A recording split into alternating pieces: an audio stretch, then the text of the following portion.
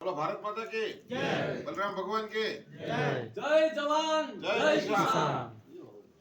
હવે સાહેબે જે અત્યારે આપણને અનુરોધ કર્યો અને સાહેબ અત્યારે સવારના 4 વાગ્યાથી રાતના 11 વાગ્યા સુધી ખેડૂતોની ઉપાધિ કરી રહ્યા છે કે એવા ખેડૂતોના રાહબર રેવન્યુ ગુરુ રમણીકભાઈ કોટડિયા જે આપણને અત્યારે અનુરોધ કરે છે કે અત્યારે શિયાળુ સત્ર ચાલે તેમાં આપણા ધારાસભ્યશ્રીઓને જાણ કરો કે જેથી કરીને ખેડૂતોના જે પ્રશ્નો છે, કજિયાના મૂળ છે, રસ્તાના છે, પાણીના હલાણના છે, તે આપણા ધારાસભ્યને રજૂઆત કરો તો યોગ્ય નિવારણ આવે.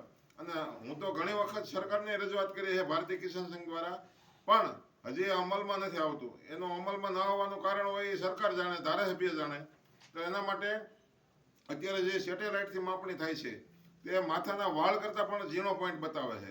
પોઈન્ટ મૂકે ને એટલે માથાના વાળના પણ અમુકનો ભાગ બતાવે, પણ એમાં પરફેક્ટ મીટર નથી બતાવતો. આપણે માપણી સીટ આવે ત્યારે બે માપણી વચ્ચેનું પરફેક્ટ મીટર નથી આપતા.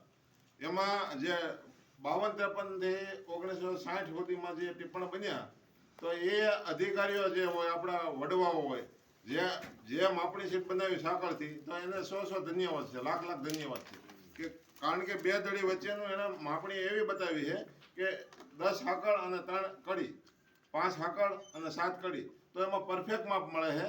કોઈ પણ અત્યારે એ દડી ફેરવી નાખી હોય અને એ દડી શોધવી હોય તો દડી મળી શકે.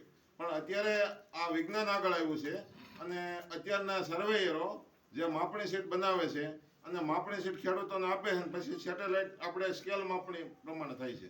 તો સ્કેલ માપણી પ્રમાણે માપણી કરીએ તો એકને એક માપણી સીટ હોય, એ 10 સર્વેયરો પણ